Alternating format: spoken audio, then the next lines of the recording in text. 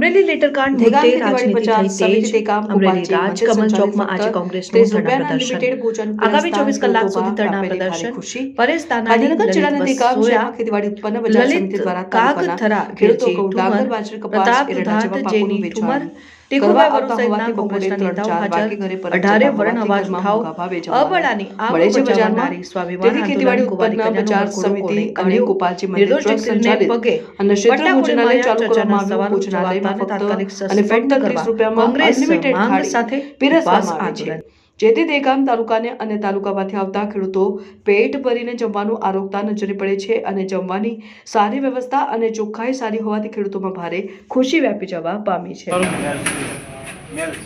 મેલસી આજે અહીંયા જે ભોજનાલય બનાવવામાં આવ્યું છે ખેતીવાડી ઉત્પન્ન બજાર સમિતિ દ્વારા અને ફક્ત 30 રૂપિયામાં જે ભોજન છે એ વિશે આપ શું કહેવા માગી રહ્યા છો? સારું છે, સ્વાદ બી સારું છે, ભાવ બી કેવો લાગ્યો તમને? વ્યાજબી લાગ્યો તમને એમ? તો આપ ખુશ છો? કાકા તમારું શું કહેવું છે? આવી છે જમવાનું અહીંયા કેવી વ્યવસ્થા છે? કમ્પ્લીટ વ્યવસ્થા છે।